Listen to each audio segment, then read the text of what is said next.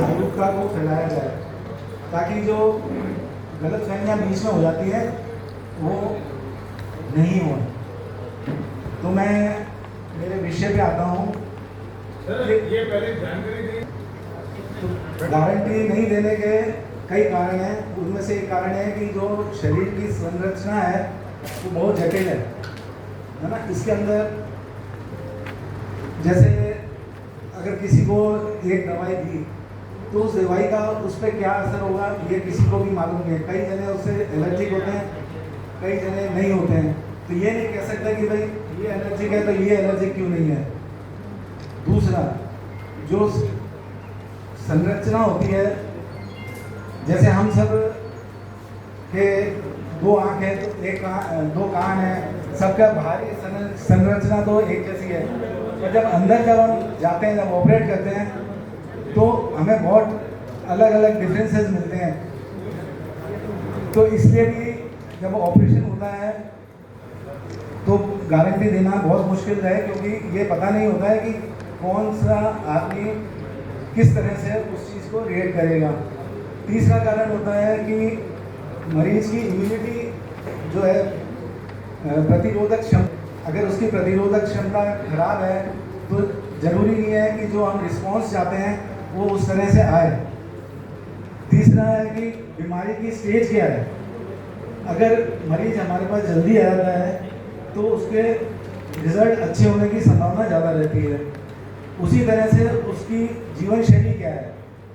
अगर किसी मरीज के जिंदगी भर उसने शराब का सेवन किया है, स्मोकिंग करी है और उसके मान लो कोई और बीमारियां भी हैं जैसे डायबिटीज़ वगैरह है, तो उस केस में उसके रिजल्ट अच्छे नहीं आ पाएंगे। कहता है कि भाई हम आए हैं ठीक होने के लिए, हमने इतना वो करा है तो हमारे वांछित रिजल्ट्स नहीं मिले हैं।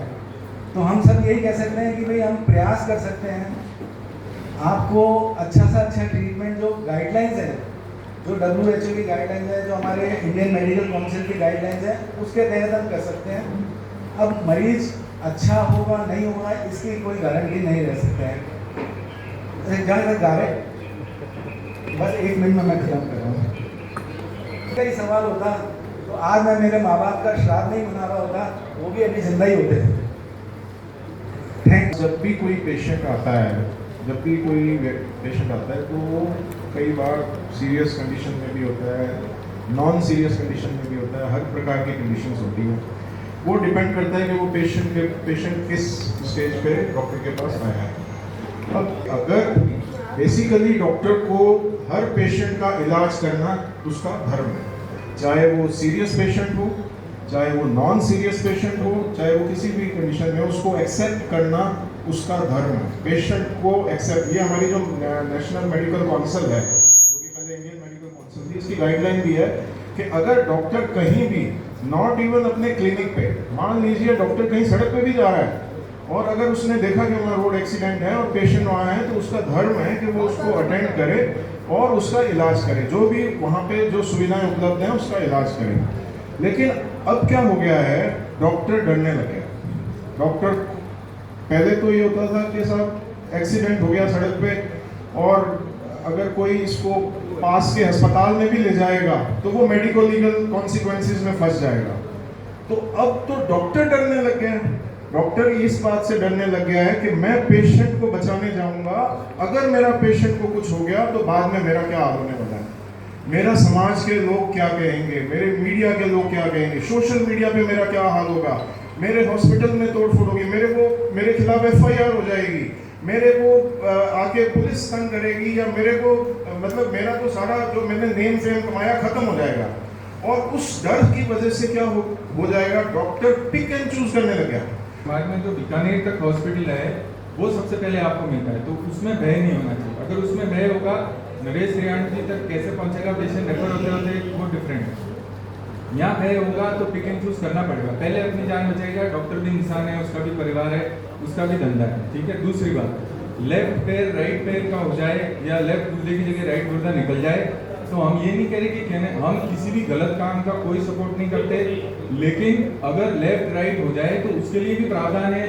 CMHO का वो आप कंप्लेंट कीजिए, उस पर क्रिमिनल एफआईआर हो सकती है। अगर क्रिमिनल नेग्लिजेंस है तो क्रिमिनल एफआईआर हो सकती है। और अगर छोटी मोटी गलती डॉक्टर मन से कर रहा है और किसी को रिस्क है और वो अगर उसकी मृत्यु हो जाती है तो सबसे पहले डॉक्टर दुखी होता है।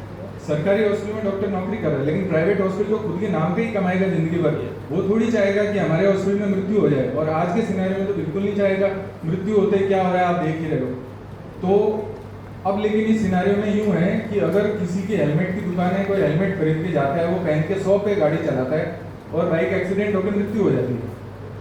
फिर लेकिन अगर हम ये सुधार की मांग करें कि सड़क ऐसी हो, हेलमेट ऐसे हो या ऐसी सुधार हो, या हम उस हेलमेट की दुकान पे धरना दे दें कि ये दुकान परमानेंट बंद हो, वो ये गांव छोड़ के चला जाए, तभी हम रुकेंगे। तो इससे तो रिवर्स हो जाएगा ना, आदमी धंधा कैसे चलाएगा। और ये धंधा सब इसलिए ले रहा हूँ क्योंकि हर बिजनेस, हॉस्पिटल भी जैसे डॉक्टर खरीदारी करता है, इंस्ट्रूमेंट वहाँ पे बिल्डिंग बनाता है, सब कुछ है, तो बिजनेस तो है ही। लेकिन बिजनेस चलाने के लिए सेफ्टी, सिक्योरिटी और समाज का सहयोग नहीं होगा तो नहीं चलेगा। अस्पताल में गए, इमरजेंसी पहुंचे, वो अस्पताल एक फिजिशियन और एक गायनेकोलॉजिस्ट मैडम चलाते हैं। अब न्यूरो वाला कितना कर सकता है उसका, और एक फिजिशियन कितना कर सकता है। एक फिजिशियन ये डिसाइड कर सकता है कि यार बच्चे की कंडीशन है या नहीं है, इसको कितनी प्रॉब्लम हो चुकी है और अभी इनिशियल इसको क्या मिलना चाहिए। अगर उसको फ्लूइड नहीं दिया गया तो ये विदिन 10 मिनट्स हाइपोवोलेमिक शेक से मर जाएगा, मतलब ब्लड लॉस की वजह से जो बॉडी का बीपी कम होगा उससे मर जाएगा। ये फिजिशियन ने डिसाइड कर लिया कि ये तो मुझे समझ में आ गया, तो उसने क्या किया, तुरंत उसे कैनोला लगाया, बोले यार इसको एक फ्रूट तो फटाफट यहीं दे दो। जब तक वो फ्रूट जा रहा है उतनी देर में वो उसके घर वालों को ये समझाता है कि भैया इसको आधे पौन घंटे में नियर बाई में इसको जरूरत किस आदमी की है। मतलब उसने आपको ये समझाया कि अब आपको अगला स्टॉपेज कहाँ लेना है, उस जगह लेना जहाँ न्यूरो सर्जन अवेलेबल हो। आप बीच में रुक रुक करके टाइम खराब ना करें। कर रहा हूँ उस तख्ती का मतलब ये था, आम पब्लिक के लिए मैसेज था कि आप सोशल मीडिया पे किसी एक व्यक्ति के लाइक्स देख के आप अपनी राय ना बनाएं, आप डॉक्टर का पक्ष भी जानें। पहली बात ये। दूसरी बात, अगर आपको किसी भी उससे हमारे प्रॉब्लम हुई हो तो हम आपको भरे मंच से माफ़ी भी मांगते हैं कि साहब अगर आपको मीडिया को कोई हमारे से खुंदक है या रश है तो आज आप उसको ख़त्म करके जाएं सर, ठीक है। लेकिन उस तख्ती का मतलब आम पब्लिक के लिए था कि आप मीडिया ट्रायल ना करें, आप इस सोशल मीडिया के ट्रायल में ना फंसें। ये था, ये नहीं था कि बीकानेर की जो मीडिया है, जो रजिस्टर्ड मीडिया है, उसके खिलाफ हम कुछ नहीं कह रहे थे।